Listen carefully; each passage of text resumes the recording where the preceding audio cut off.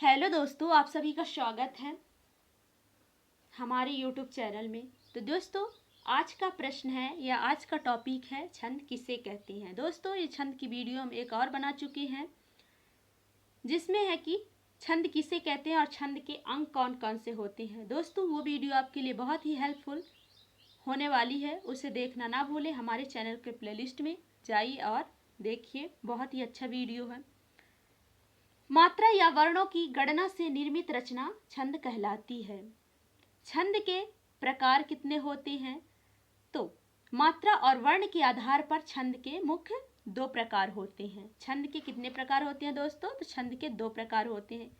Number 1 है मात्रिक छंद और दूसरा है वर्णिक छंद।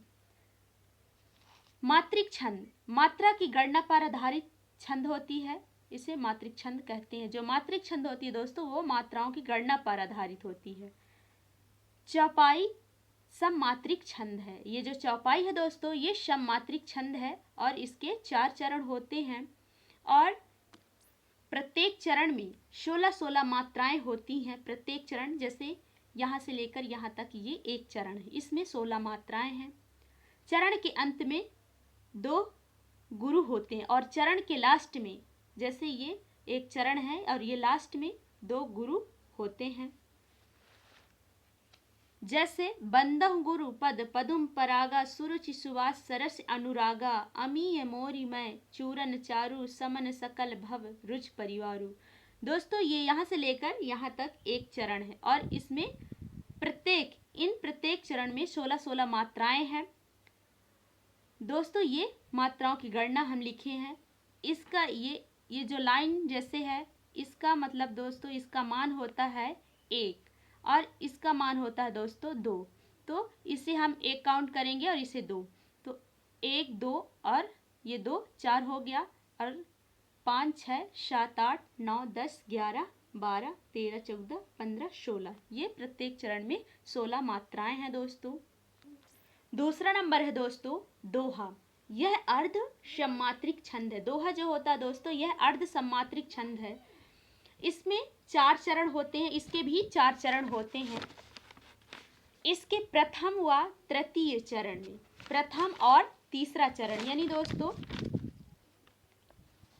ये पहला चरण है और तीसरा चरण कहें तो ये पवन तनय संकट हरण, ये पहला चरण और तृतीय चरण राम लखन सीता सहित। दोस्तों, इसमें प्रथम व तृतीय चरण में 13-13 तथा द्वितीय व चतुर्थ चरण में 11-11 मात्राएं होती हैं। उदाहरण देखेंगे दोस्तों। पवन तनय संकट हरण मंगल मूर्ति रूप राम लखन सीता सहित हृदय बसहु सुरभूप। दोस्तों, प्रथम व तृतीय चरण में हमें देखना है कितनी मात्राएं, 13-13 मात्राएं होनी चाहिए।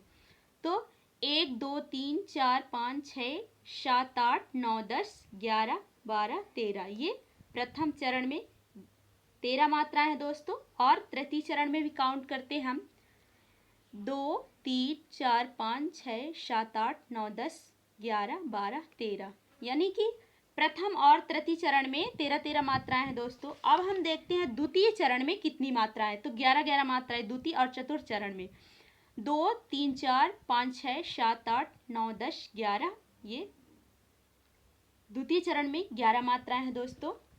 और चतुर्थ चरण में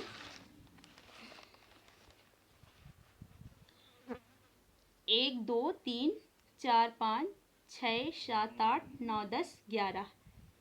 तो दोस्तों, ये दोहे में, दोहा जो होता है दोस्तों, प्रथम व तृतीय चरण में कितनी मात्राएं होनी चाहिए? 13-13 मात्राएं, और द्वितीय और चतुर्थ चरण में 11-11 मात्राएं होनी चाहिए। तीसरा नंबर है दोस्तों सोरठा। सोरठा क्या होता है दोस्तों? यह अर्ध सममात्रिक छंद है। यह दोहे का विलोम होता है, दोहे का उल्टा होता है दोस्तों। इसके प्रथम और तृतीय चरण में 11-11 मात्राएं। दोस्तों, दोहा में द्वितीय और चतुर्थ मात्राएं जो होती थी वो 11-11 मात्राएं होती थी, पर सोरठा में उल्टा हो गया दोस्तों। प्रथम और तृतीय चरण में 11-11 मात्राएं तथा द्वितीय एवं चतुर्थ चरण में 13-13 मात्राएं होती हैं। जैसे सुन केवट के बैन प्रेम लपेटे अटपटे बिह से करुणा ऐन चितई जानकी लखन तन। दोस्तों प्रथम और तृतीय चरण में 11-11 मात्राएं होती हैं। काउंट करते हैं, 1 2 और ये 2 4 6 और 2 8 2 10 1 11। दोस्तों ये 11 मात्राएं हैं प्रथम और तृतीय चरण में। तो यहाँ भी देख लेते हैं, 1 2 और 2 4 और 5 6 7 8 9 10 11 और द्वितीय और चतुर्थ चरण में 13-13 मात्राएं होती हैं। इसके बाद दोस्तों हम चौथे नंबर पे आते हैं, हरि गीतिका। हरि गीतिका क्या है दोस्तों? यह 4 चरण वाला सममात्रिक छंद है। हरि गीतिका जो होता है दोस्तों, यह 4 चरण वाला सममात्रिक छंद है।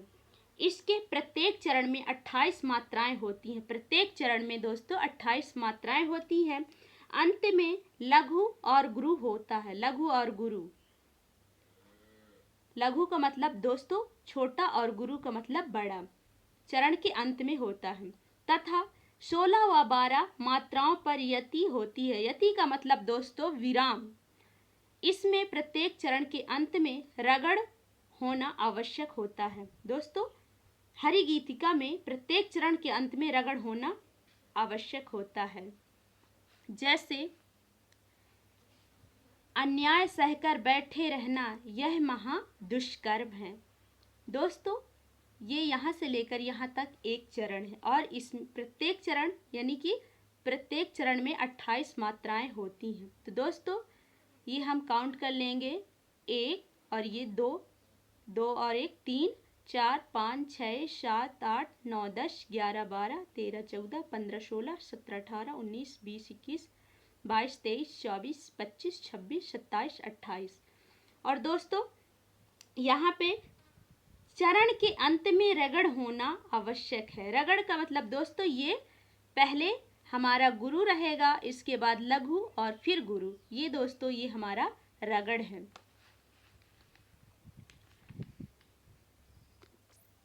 अन्याय अन्यार्थ अपने बंधु को भी दंड देना धर्म है। इस बात पर ही पांडवों का कौरवों से रण हुआ, जो भव्य भारत वर्ष के कल्पांत का कारण हुआ। कल्पांत का कारण हुआ। दोस्तों इन प्रत्येक चरणों में 28 मात्राएं होती हैं और चरण के अंत में रगड़ होना आवश्यक है। तो दोस्तों ये वीडियो आपको कैसा लगा, आप हमें कमेंट के माध्यम से अपना फीडबैक जरूर दें। धन्यवाद।